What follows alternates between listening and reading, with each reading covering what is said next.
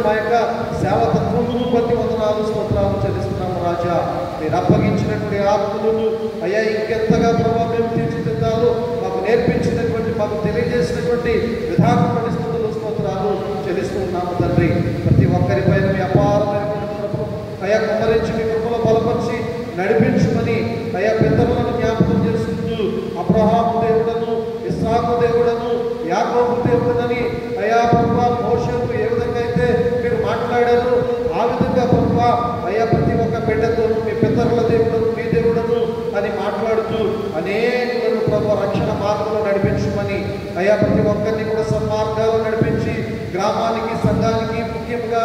ఆయన దైవపుత్రుడు మీకు వన్నె తెచ్చే బిడ్డలుగా ఈ బిడ్డలు నడుచుకోవడానికి మీ కృప చూపించమని సంఘ కాపరి గారు అయినటువంటి చంద్రశేఖర్ గారిని అయా చక్కని జ్ఞానంలో ప్రభావ మీరు నింపి